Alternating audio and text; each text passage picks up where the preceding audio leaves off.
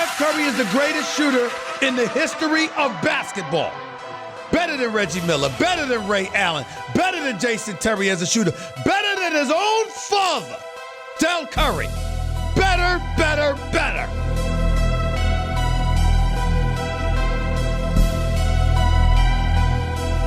Steph is running into the front court.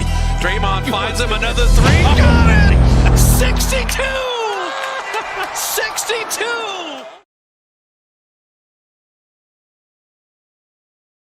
Well, he has a great motor. I think a lot of people don't understand how great his motor is. He never stops moving. His ball handling, his ability to shoot the ball off the dribble and off the catch, is uncanny. I don't think there's ever been a guy in our league to be able to shoot the ball as well as he does, off the dribble or off the catch, off the ball. And he just creates so many different matchup problems for your defense, and you always have to be aware of them. How do you slow him down?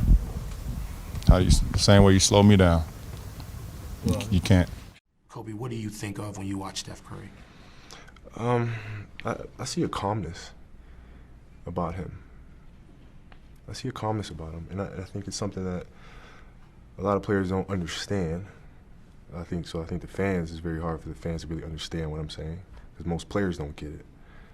But there's a serious calmness about him, which is extremely deadly, right? Because he's not up, he's not down, he's not contemplating what just happened before or worrying about what's to come next. He's just there. And when a player has the skills and has trained himself to have the skills to be able to shoot, dribble, left, right, etc., and then you mix that with this calmness and poise, then you have a serious, serious problem on your hands. And so when I watch him play, that's what I see. Fear. You have a little fear, and not from like you're scared of a guy, but just not knowing what he's going to do. When a guy's coming up, and obviously he has an amazing handle, but when a guy can shoot from anywhere on the floor, when he shoots from going left and he shoots going right, and then when he gives the ball up, he's even more deadly with his cuts, with his screening, with his ability to come off screens.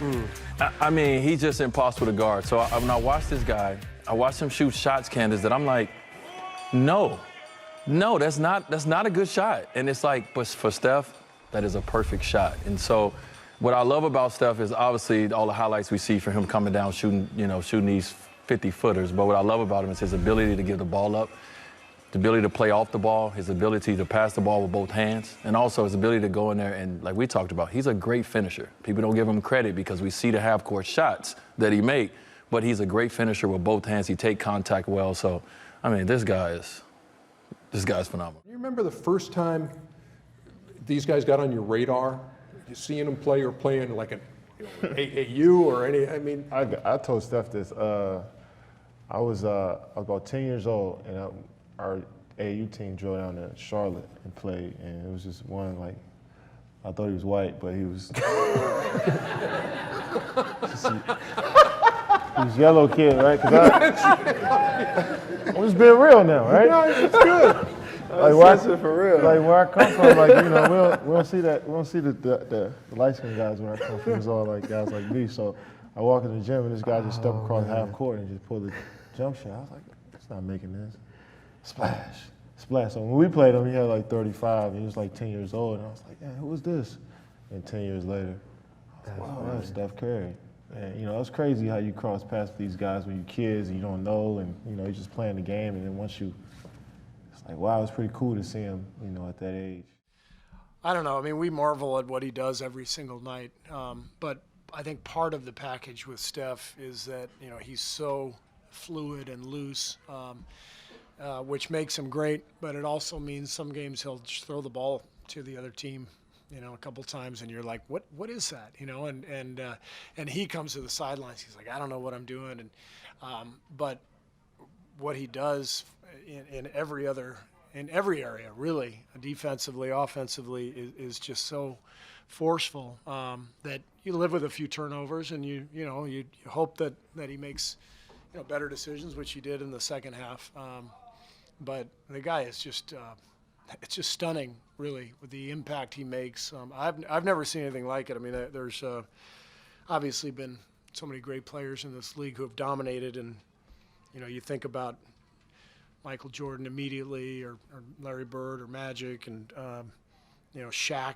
What he did to the defense. You had to pay so much attention to him, and Steph is similar, but in a different way from everybody else. And I've never seen anybody put that much pressure on the defense 35 feet from the hoop and generate the spacing and the pace and the chaos that ensues defensively once he gets going towards the rim. So everything we do, starts with Steph, and he's brilliant. So if he wants to throw the ball to the other team a couple times, we're okay with it. No, I agree. I think, he came in, he's the golden boy. He came in and destroyed record books, won championships, beat LeBron. He's done a lot of things that probably angered other players and other fans. That's why I don't think he gets the respect he deserves as going to be obviously the greatest shooter, but one of the greatest players ever to play the game. And I can see people being bitter from that, not to mention the little light skin thing, and people having problems with that. And like I said, he's a perfect example of what the NBA needs to be represented as, and people don't like that either. So like most of the time when people are so good or something so perfect, so to speak, people don't like that, and that's exactly what you get with Steph. He's a real problem. And I think I told KD. KD said I missed it. He said he missed me on the shot he took. And I said, y'all two are like Michael Jordan. There's no such thing as a bad shot.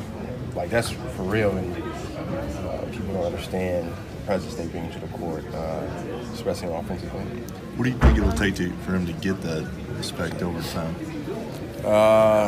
He won't ever get it. It's just what it is sometimes. But when you sit down and have serious conversations, that's when he's the second best point guard ever. But Curry has destroyed us all year. He really has. And all I know is when he's on the floor, he is a handful, and he makes them better in so many ways. He just does everything. He's a great player. I mean, he's been a great teammate for 8 years,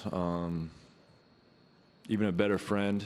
And you root for guys like Steph because he doesn't take any shortcuts.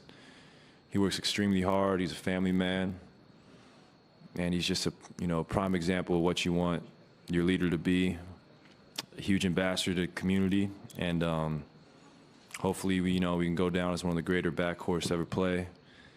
And obviously, it's been a very beneficial partnership for both of us. And couldn't imagine playing with any other point guard because we got such a great chemistry. We know each other's favorite spots, where we want the ball.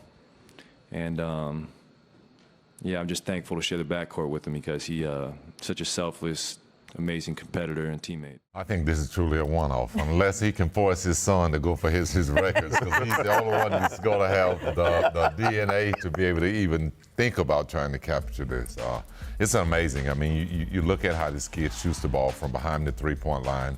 He shoots it like it's a layup. There's no restriction. He's been a game changer. I mean, you look at his threes attempts compared to Ray Allen, and Ray Allen probably was getting 3 to 5 a game, whereas Steph is probably getting 10 to 15 a game. So I don't see any players in the league that can really change this landscape unless him and Klay get on separate teams.